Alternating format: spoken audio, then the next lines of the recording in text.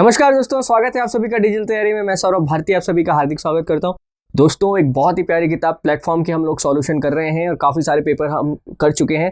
आप लोगों के मैसेज भी मिलते हैं मुझे, मैं पढ़ता हूं उनको। आप लोगों को ये सीरीज़ बहुत अच्छी लग रही है, आप लोग बहुत सारी जानकारियाँ प्राप्त कर रहे हैं, इसके लिए आपका बहुत बहुत धन्यवाद। आगे भी मैं आपके लिए ऐसे ही प्रयासरत रहूंगा। आप लोग बस चैनल से जुड़े हुए रहिए और आप चिंता मत करिए। मैं आपको एग्जाम से पहले जितने भी पेपर है ना, पूरा प्लेटफॉर्म में आरआरबी एनटीपीसी वाला, वो मैं सारे कंप्लीट करवा दूंगा। ठीक है, किन्हीं ने लिखा था सर आप एक दिन में 2 लेक्चर डालिए, इसको लेक्चर को लंबा कीजिए।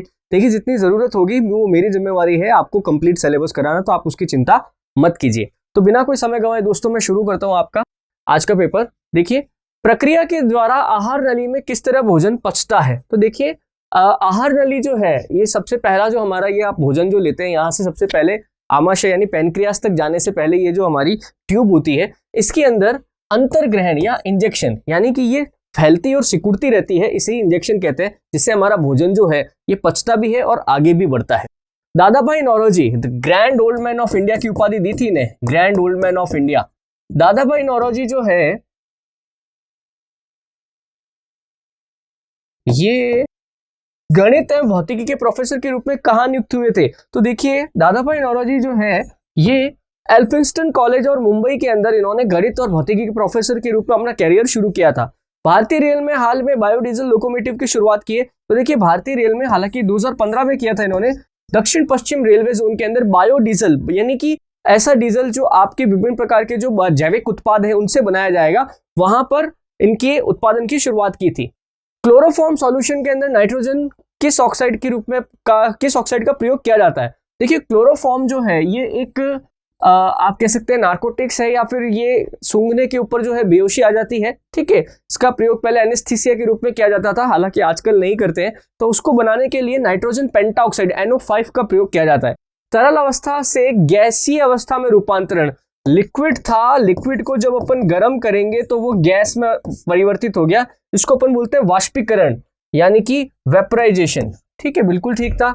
जड़त्व, इनर्शिया, ये तो आपने पढ़ा ही होगा ना, न्यूटन की गति का पहला नियम जड़त्व पर आधारित है। तो ऑब्वियस सी बात है, इसका आंसर क्या हो जाएगा, आइजैक न्यूटन हो जाएगा, जिसमें उन्होंने कहा था यदि कोई वस्तु स्थिर है तो स्थिर बने रहना चाहती है, गतिमान वस्तु गति करते रहना चाहती है जब तक कि उस पर कोई बाह्य बल आरोपित ना हो। 1971 से पहले भारत पाकिस्तान का युद्ध किस वर्ष हुआ था।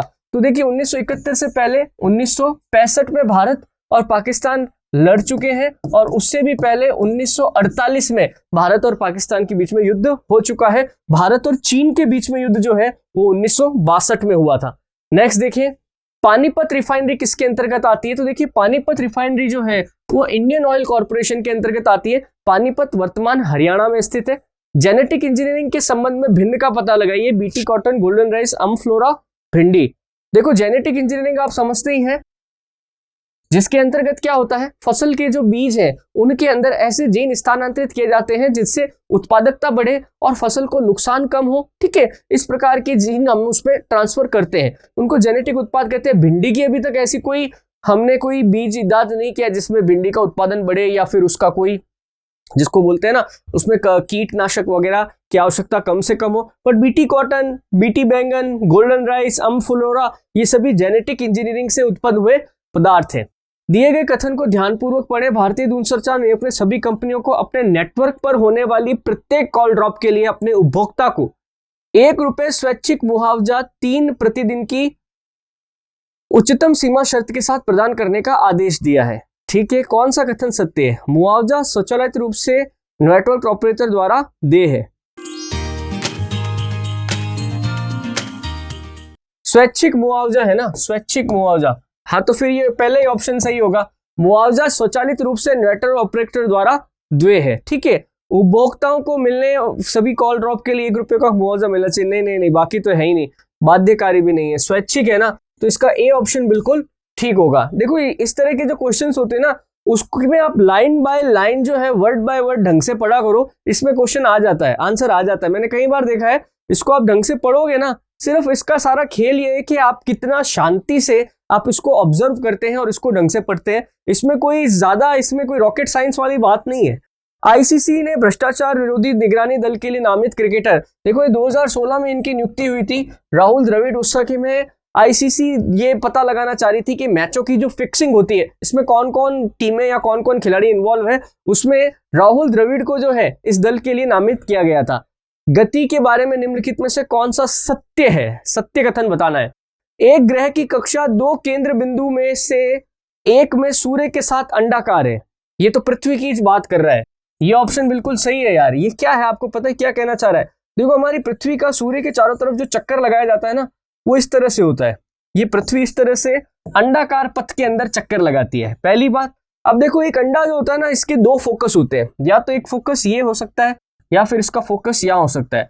आपका जो सूर्य है ना, वो सूर्य एग्जैक्टली बिल्कुल बीचों बीच में नहीं है। सूर्य का जो मतलब लोकेशन है वो थोड़ा सा इस तरफ साइड में है। तो बिल्कुल ठीक है, एक ग्रह की कक्षा दो फोकल बिंदु में से एक के साथ, एक ये रहा सूर्य के साथ ये अंडाकार है, बिल्कुल ठीक है।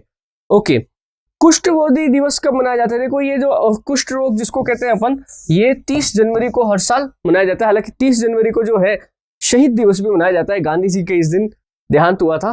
तवांग मठ कहाँ स्थित है? तवांग मठ देखिए बौद्धों का सबसे बड़ा मठ है, सबसे क्षेत्रफल की दृष्टि से सबसे बड़ा मठ है, और ये अरुणाचल प्रदेश में स्थित है। प्राचीन जो तिब्बत साम्राज्य था, ये उसका एक अंग था तवांग, वर्तमान अरुणाचल प्रदेश में है। चाइना इसके ऊपर अपना दावा ठोकता है। एक कंप्यूटर प्रोग्राम में जो सोर्स कोड को ऑब्जेक्ट कोड में बदल देता है, देखो इसको कंपाइलर बोलते हैं। आपने कभी देखा होगा कि आप कभी भी कोई सॉफ्टवेयर बनाते हैं, उसके लिए आप जो भी प्रोग्रामिंग टाइप करते हैं, फिर उसके लिए कंपाइलर लगाया जाता है जो उसको मशीन लैंग्वेज के अंदर कन्वर्ट करता है।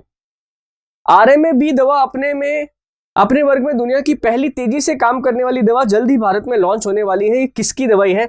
एक्चुअली यार ये रेबीज आपको पता है? रेबीज का जो वायरस है, ये आपको ये कुत्ते और इसकी फैमिली के जो भी आपके जानवर हैं, बिल्ली हो गया या फिर आपका भेड़िया वगैरह हो गया, इनकी लार में ये होता है, इनके काटने से हमारे शरीर में फैल जाता है। इसको रोकने के लिए RMB दवा जो है तो सबसे तेजी से काम करेगी। नहीं तो आपको पता है पहले 14 दिन का इंजेक्शन लेना पड़ता था, फिर 3 दिन को हुआ, अब एक इंजेक्शन से ही काम चल जाता है। भारत वन रिपोर्ट 2015 के अनुसार कुल भौगोलिक क्षेत्रफल का कितना हिस्सा वन और वृक्षों से आच्छादित है? तो देखिए हालांकि ये 2015 वाली रिपोर्ट में 24.16 था। अब नई वन रिपोर्ट जो है, नई वन रिपोर्ट हमारे पास कौन सी है?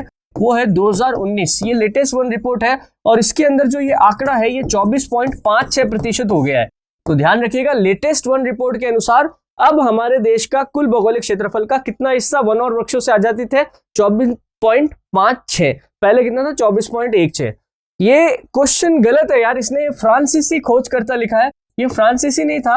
वास्को डिगामा जो है ये पुर्तगाली था, वास्को डिगामा पुर्तगाली था, तो पहले तो यही गलत हो गया। हालांकि वास्को डिगामा जो है सबसे पहले कालीकट के बंदरगाह केरल में पहुंचा था। अब यहाँ पे कप्पड़ लिखा हुआ है, हालांकि यह कालीकट होना चाहिए था, बट केरल का ऑप्शन एक ही है तो मैं यहाँ पे टिक कर रहा हूँ। और ये फ्रांसीसी नहीं था, पुर्तगाली था। कम दूरी की वायरलेस कनेक्टिविटी सुविधा प्रदान करता है, वही तो ब्लूटूथ करता है ना आपको। कम दूरी तक आप किसी भी फोन से जो है आप कनेक्ट हो सकते हैं ब्लूटूथ के माध्यम से, सही है। नेक्स्ट देखिए, भारत की जनगणना 2011 के अनुसार सबसे अधिक आबादी उत्तर प्रदेश राज्य की है। सर्वाधिक जनसंख्या का घनत्व भी जो है, डेंसिटी पॉपुलेशन, वो भी उत्तर प्रदेश में है। ISI पाकिस्तान की खुफिया agency, inter services intelligence Bharat की खुफिया agency raw research and analysis wing के नाम से जानी जाती है। भारतीय संसद के संबंध में विषमता का पता लगाए। बजट सत्र, ग्रीष्म सत्र, मानसून सत्र, शीतकालीन सत्र। देखो बजट होता है, मानसून होता है, ग्रीष्मकालीन सत्र कोई नहीं होता है भाई। भारतीय संसद में क्या है कि हर 3 महीने के अंदर एक सेशन होना जरूरी है ना। तो साल की शुरुआत के अंदर फरवरी महीने के अंदर, फरवरी मार्च में बजट सत्र का आयोजन होता है। उसके बाद गर्मी की छुट्टियां पड़ जाती है। उसके बाद जब ये जुलाई का महीना आता है तो मानसून सत्र चलता है, और लास्ट में नवंबर दिसंबर जाते जाते शीतकालीन सत्र होता है। ग्रीष्मकालीन कोई सत्र नहीं होता है। USA का राष्ट्रीय खेल क्या है? संयुक्त राज्य अमेरिका देखा, राष्ट्रीय खेल है बेसबॉल, बिल्कुल ठीक है। इसरो ने एस्ट्रोसैट नाम के पहले समर्पित खगोल विज्ञान मिशन का शुभारंभ किया था 2015 में, ठीक है। हालांकि ये क्वेश्चन पुराना हो गया, आपने आज की तारीख में देखे तो बिल्कुल भी रेलेवेंट नहीं है। सौर पैनल में किसका प्रयोग करते हैं? अरे भाई ये सोलर सेल जो आते हैं ना, इसमें सिलिकॉन का प्रयोग करते हैं। सिलिकॉन और जर्मेनियम, सिलिकॉन जर्मेनियम और एक और ले लो आर्सेनिक, सिलिकॉन जर्मेनियम और आर्सेनिक, ठीक है। इनको क्या कहते हैं? इनको अर्धचालक कहते हैं, सेमीकंडक्टर्स कहा जाता है। ध्यान रखना, इसमें से सिलिकॉन का जो प्रयोग है ये अपन सबसे ज्यादा करते हैं। नेक्स्ट देखो, उस भारतीय सैनिक का नाम क्या है जो फरवरी 2016 में सियाचिन ग्लेशियर में हिमस्खलन से बच गया, लेकिन गंभीर चोटों की वजह से बाद में उसका निधन हो गया। देखिए ये दुखद घटना हुई थी 2016 में, जब एच कोपर नाम के एक भारतीय सेना के जवान जो कि सियाचिन ग्लेशियर में खाई में गिर गया था और ऊपर आके उसकी बर्फ गिर गई थी, हाइपोथर्मिया होने के कारण उसकी बाद में डेथ हो गई थी। तो ये वो घटना है। अल्फ्रेड नोबल कहाँ के? स्वीडन के रहने वाले थे, जिनके नाम पे आज नोबेल पुरस्कार दिया जाता है। इन्होंने एक्चुअली तो बारूद लिखा हुआ है ठीक है, पर वास्तव में इनकी जो खोज थी वो डायनामाइट की थी। अल्फ्रेड नोबल ने डायनामाइट की खोज करी थी, बारूद लिखा हुआ है ठीक है, ले लेते हैं। टॉक्सिकोलॉजी, देखो टॉक्सिक का मतलब होता है जहर और टॉक्सिकोलॉजी का मतलब है जहर का अध्ययन करना। नेक्स्ट देखिए, निम्न में से किस देश ने के सबसे छोटे सिक्के को पैसा नहीं कहा जाता है? तो देखिए इसका सही आंसर होगा श्रीलंका। इसका सही आंसर क्या होगा? श्रीलंका। भारत, पाकिस्तान और नेपाल में रुपया और पैसा दोनों ही प्रचलित है। 14 दिसंबर 2015 को जारी हुई मानव विकास सूचकांक रिपोर्ट के अनुसार भारत का स्थान कौन सा है? तो देखो 2015 में भी इसका स्थान 130 था और जो 2019 की रिपोर्ट आई उसके अंदर भी HDI इंडेक्स के अंदर भारत का स्थान आज भी 130 ही है, लेटेस्ट यही है। बीच में एक बार 131 हुआ था, वापस 130 है। निम्नलिखित में से किसे पद्म विभूषण पुरस्कार से सम्मानित नहीं किया गया है? पद्म विभूषण। तो देखिए सुनील गावस्कर जो हैं इन्हें कभी भी पद्म विभूषण पुरस्कार नहीं मिला है। बाकी विश्वनाथ आनंद आप जानते हैं, चेस खिलाड़ी, सचिन तेंदुलकर आप जानते हैं, एडमंड हिलेरी माउंट एवरेस्ट पर चढ़ने वाले पहले व्यक्ति। कौन सा प्रोग्रामिंग भाषाओं समूह का सदस्य नहीं है? असेंबली, C++, जावा, POP3। ये तो तीनों ही है। POP3 का संबंध प्रोग्रामिंग भाषाओं से है ही नहीं, तो गेम है। मनोरंजन, थिएटर, तो न्याय। मनोरंजन आप कहां जाएंगे? थिएटर में। तो न्याय लेने के लिए आप कहां जाएंगे? न्यायालय में जाएंगे।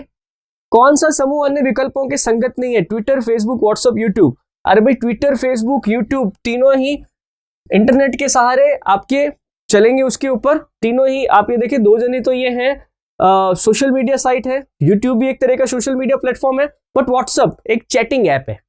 ओके। श्वेत क्रांति का जनक, फादर ऑफ व्हाइट रेवोल्यूशन, तो वर्गीस कुरियन को कहा जाता है। 1970 के अंदर भारत के अंदर दूध उत्पादन की क्रांति आई थी, ठीक है, जिसे श्वेत क्रांति कहा जाता है। इसके लिए जो प्रोग्राम चलाया गया था उसे कहा जाता है ऑपरेशन फ्लड। कई बार पूछा हुआ है ऑपरेशन फ्लड का संबंध किससे है? तो दूध उत्पादन से। पृथ्वी के आकार की तुलना में सबसे बड़ा ग्रह कौन सा है? एक्चुअली तो सबसे बड़ा ग्रह ही कौन सा है? बृहस्पति है, तो बिल्कुल ठीक हो गया। भारत ने 12वें दक्षिण एशियाई खेलों में कितने स्वर्ण पदक जीते थे? तो 12वें दक्षिण एशियाई खेल जो इंचॉन में हुए थे दक्षिण कोरिया में, 188 स्वर्ण पदक जीते थे। भारत का संविधान लागू हुआ, तो लागू कब हुआ?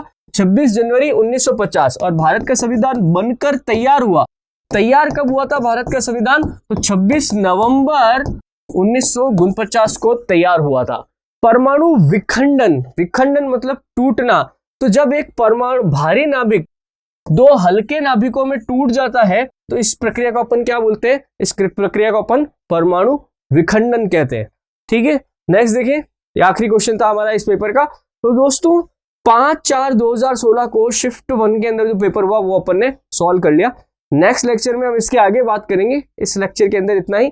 कोई भी आपका कमेंट है, कोई क्वेश्चन वगैरह है तो आप जरूर मुझसे पूछ सकते हैं, मैं इसका जरूर आंसर दूंगा। इस लेक्चर में दोस्तों इतना ही। Thank you. Please like, share, subscribe digital तैयारी।